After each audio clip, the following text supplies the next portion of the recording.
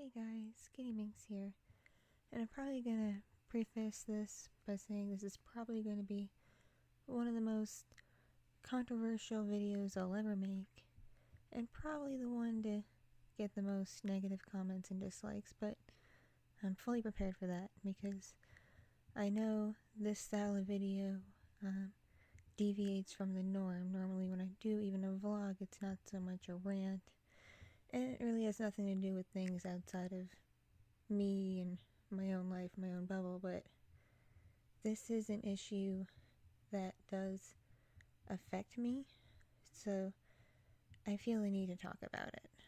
And the issue has to do with YouTubers and privilege.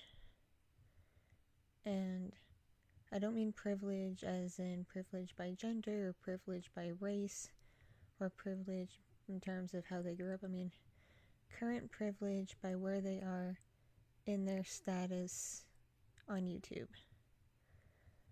But before I get into that, I want to point out that this channel is not monetized. It's still not monetized. I have not been rejected for monetization, but I still have yet to be approved. And part of that is because of someone I will be talking about later on in this video.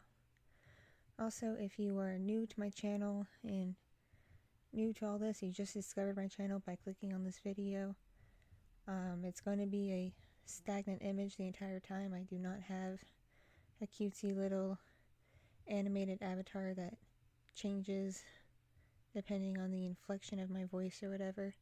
I do have an artist that I work with. If you would like more videos like this, where you'd like to see kind of that style of video where the avatar does, change and whatnot,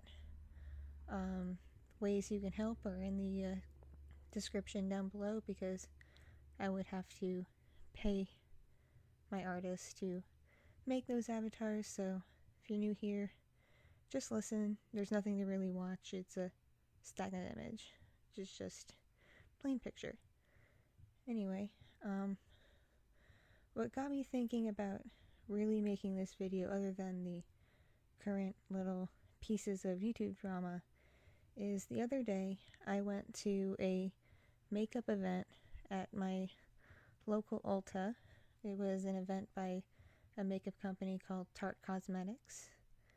And basically, for, Ulta members, you could go in and get a free 30-minute makeover or makeup tutorial kind of thing. And of course, as part of the tutorial, they kind of expect you to buy something.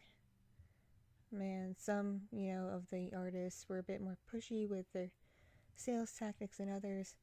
I was very lucky. I had a super cool artist work with me to do a look I wanted to do, and she did not push any products on me. She just told me what she was using, and then at the end she was like, oh hey, if you want to pick up anything, here's what I used. And because she was like that, I bought stuff.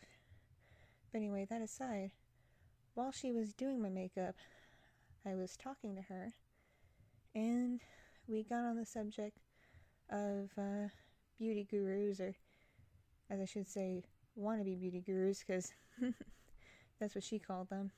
Basically, young people with YouTube channels who felt that even though they were coming to these kinds of things and getting these services for free, that they knew better than her because they had a YouTube channel where they did their own makeup. Even though she had years upon years of study and practice doing her own makeup, doing other people's makeup. She even has a license in it, she's been through the schooling. It's her job. And she was being told what to do by basically teenagers, which isn't cool. And she also mentioned how these beauty guru types also would just take advantage of the free cute little makeover and not even buy anything. Or in some cases, apparently expect things for free to do quote-unquote promo on their YouTube channels, as if it's a favor to her or to the company she represented at the time. Just totally obnoxious. And that conversation got me thinking about YouTuber privilege. Now, again, if you're new here, I do still state this is a multi-purpose channel. This is primarily an ASMR channel, so I work in audio, so I don't really do as much as other YouTubers. I don't really have as many opportunities for sponsorships or any of that kind of stuff. Maybe one day I will if I got bigger. Who knows? Maybe one day I'll be selling you like microphones and headphones. I have no idea. But anyway, that aside, I have been on YouTube long enough to observe just specific behaviors and specific issues, and what has really been getting under my skin has been this YouTuber privilege. And the first that comes to mind is the current, I guess you'd say it's a scandal, with a YouTuber named Bunny. She also goes by Grav3yardgirl. I used to watch her quite a bit. I loved her series where she would test random as seen on TV products and makeup and stuff. And I just found her personality and her uniqueness pretty interesting and endearing. But fairly recently, and apparently it got deleted, it was made on her second channel, she did a rant about Starbucks. Particularly the fact that she was told she could no longer get free refills as a gold card member through the drive-thru, which was a privilege allotted to her. Now, she did mention that it wasn't a privilege she got for being a YouTuber. She felt it was a privilege she got because she got it before she was a YouTuber for just being a frequent customer. But I think her reaction to it kind of ties into YouTuber privilege, because at this point in time when it happened, she has a mansion, she has a Porsche, she has a Tesla, she has all this stuff that she gets in hauls. She has a pretty good life that she built herself, and she definitely has the money to spend if Starbucks now wants to charge her for getting refills through the drive-thru because she has too much anxiety to walk in and spend just walk in and get it. But that's neither here nor there. But I understand that she has anxiety. I have anxiety myself. If you listen to my previous vlogs, I talk about my own mental health issues. But I'm personally not too anxious to walk into a Starbucks and pay for a coffee. That's me personally. My anxiety is just different, and I respect that. But just how she reacted to the fact that she got told that the store's policy changed on her being able to get free refills through the drive-thru just screamed of privilege to me, because I saw the videos that she did with Shane Dawson where they toured her house and talked about her life and her career and the fact that she has this lovely home that for a long time she didn't let people see, and these really expensive cars and really expensive clothes, and just lives this lavish lifestyle. But yet she had the audacity to complain about not getting free refills at Starbucks. She is someone who can pay for fresh new drinks regularly and not even put a dent in her bank account. But she expected to be given free things. That just reeks of privilege to me. And maybe she would not have reacted the same way had she not gotten her YouTube fame, where she started getting, brand sponsorships and the ability to do promotional stuff and being flown out to events and work with celebrities and all this stuff being handed to her.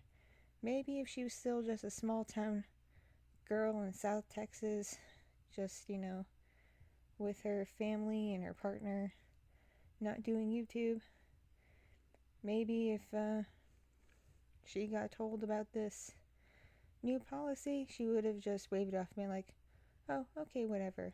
Had some more humility about it. At least that's what I'd like to think, because in her early videos, she did come across as quite a bit more humble. And, well, with that video, that threw quite a bit of humility out the window. And another example of YouTuber privilege, their name is not in the title because I'm really not looking to clickbait, and using their name would be super easy clickbait because they are always surrounded by drama, but that would be Onision. He is a peak example of YouTuber privilege.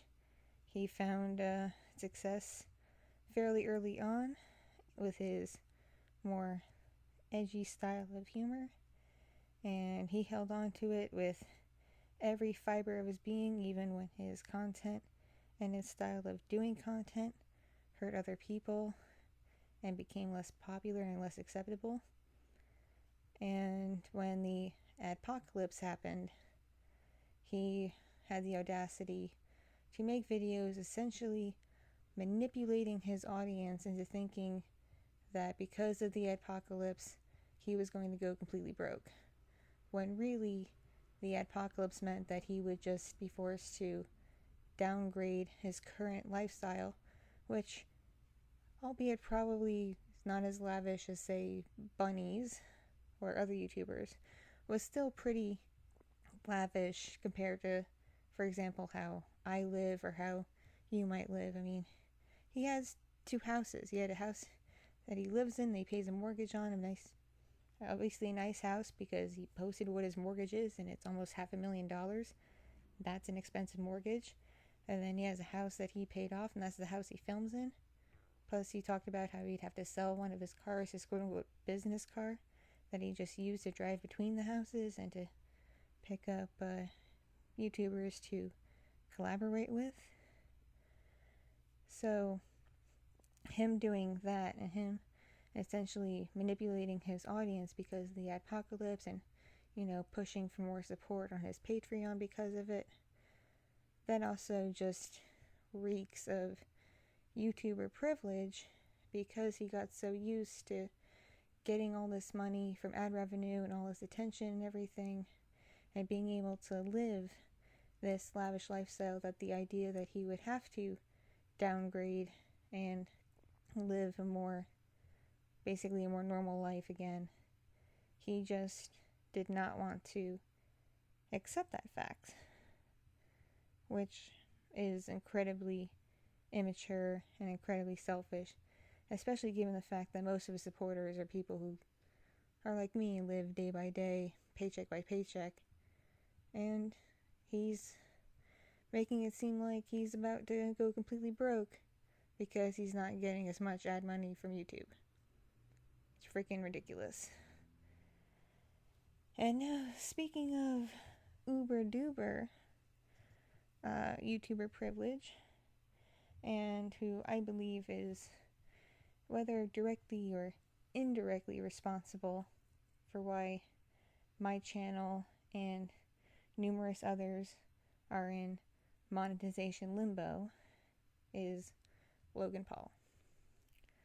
When he was completely ignorant, arrogant, and boneheaded and made that video with the suicide forest, and just the aftermath after that, where YouTube changed their policies on how they do monetization and who qualifies for a partnership.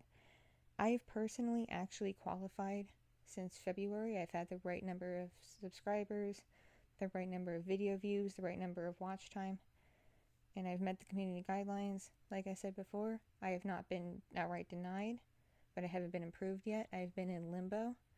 And when I first submitted, they said I would, which was in February, they said that due to a lot of submissions, they'd be backlogged to June. Then June happened, and I never heard back one way or another. And now there is no notice as to when they'll get back to people. They just said, keep an eye on your email inbox. So I reckon they're still pretty backlogged, but it doesn't make it any less frustrating. So I make nothing from ad revenue.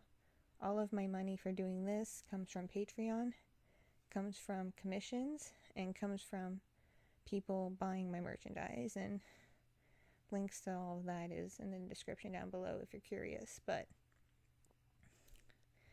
because of Logan Paul and his style of content and the treatment that had always been given to him by YouTube ever since he got big, he felt that he was invincible and could make content like that.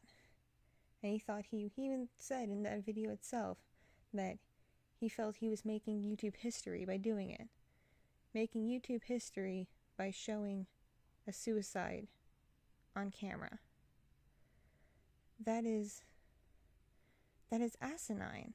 That is, no decent human being would think to not only record that, and especially given, if you've seen the video, react to it the way he did, and then put it up online. I don't care if that video was monetized or not.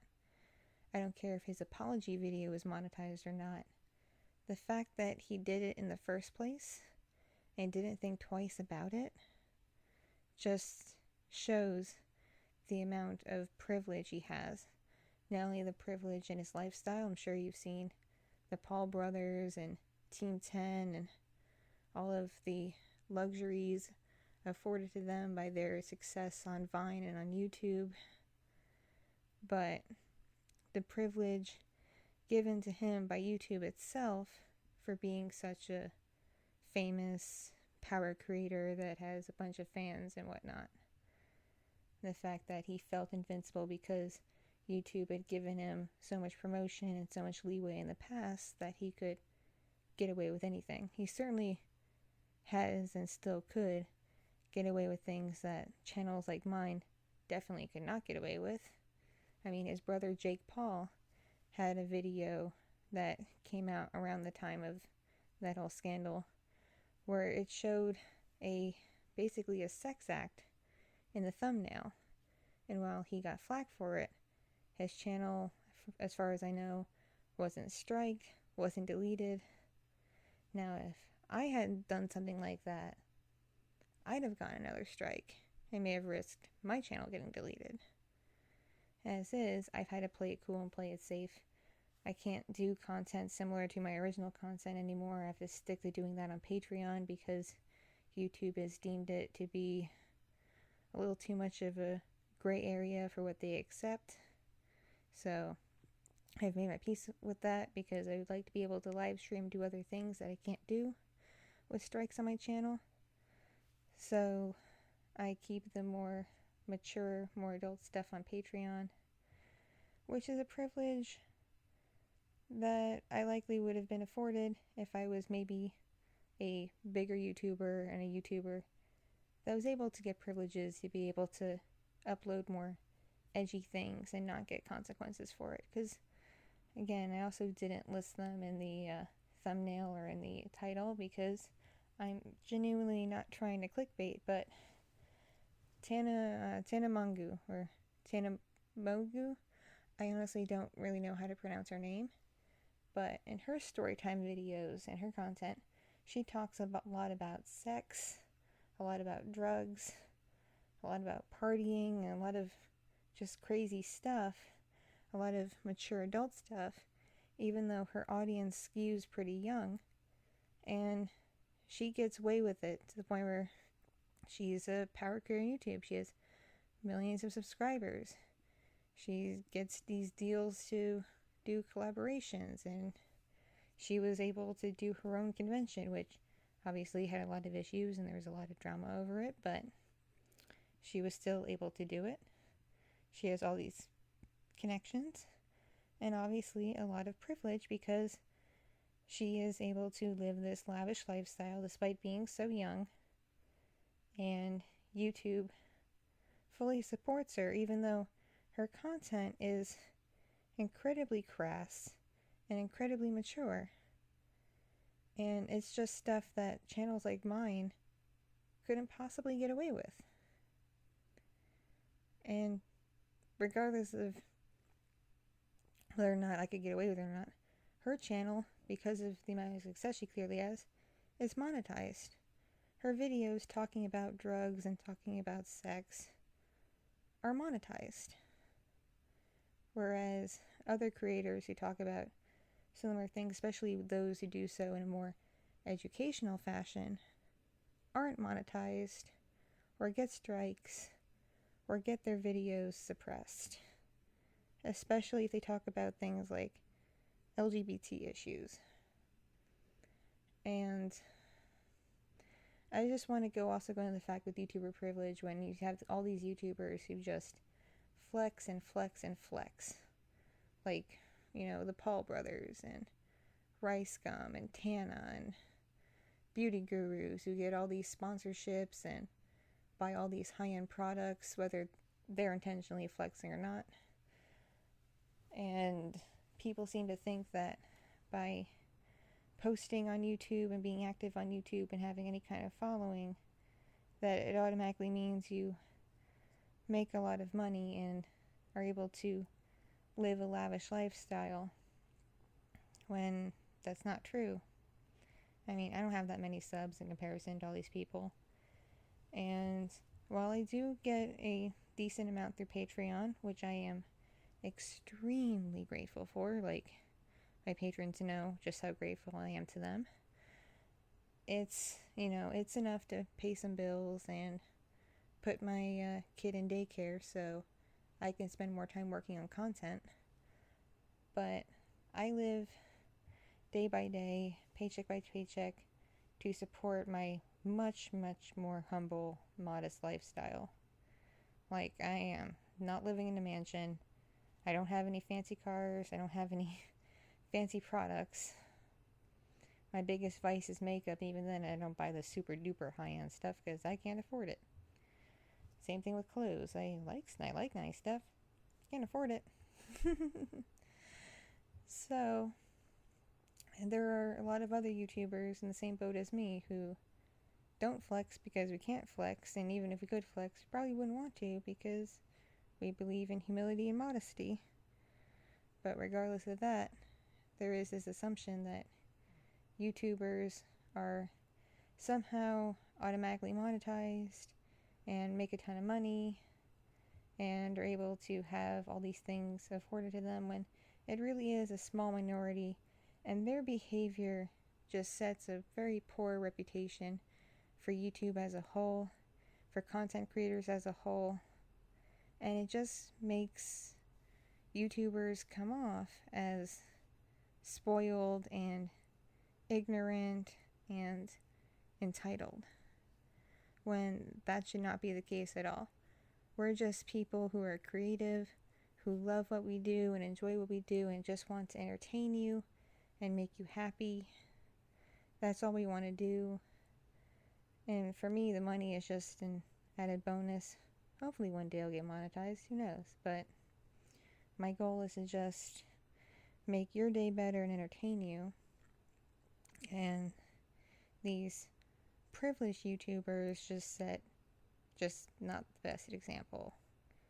They're a false representation of what the average YouTube creator is actually like, what the average YouTube creator's struggle is actually like, because myself, like many other YouTubers, still can't quit our day jobs to do this full time. Most can't. So this is something we do on top of everything else we do. And even then, I know of a YouTube creator that still hasn't quit her day job despite being very successful. And here's a shout out to Simply Nailogical for, despite being a well-known YouTuber who's been invited to the award shows and all these events and stuff and gets promo packages and such, refuses to quit her day job and the job that she went to college for, and just does YouTube on the side because she enjoys it. Big shout out to her because she remained humble. She's extremely humble, and I like her and enjoy her for her, and I highly recommend, even if you don't like makeup and don't like nail art, she's also very, very, very creative, very witty, very funny. She has a lot of videos of just her being funny and goofy, I highly recommend checking out her channel. You can just look up Simply Illogical. She's easy to find. So yeah, she's a good example of a big YouTuber who is able to stay humble and stay modest. But other YouTubers, nope, they just set a really poor example. And the rest of the YouTube community, the rest of the creator community has to suffer for it. So I hope things change in the future. I hope creatives, real creatives who do the grind and work hard and don't just flex and act entitled, get their chance in the spotlight, and more variety of YouTubers get their chance in the spotlight, not just, vloggers and stuff like that, but more variety, But that's neither here nor there. I just really needed to get this off my chest, and this video has gone on long enough. I hope you enjoyed, and if you're new here, and I highly recommend, especially if you're into storytelling, role-playing, ASMR, checking out my other videos, and perhaps even subscribing. If you like this video, hit that like button. Though I know this is highly controversial, so there probably will be a ton of dislikes. Oh well.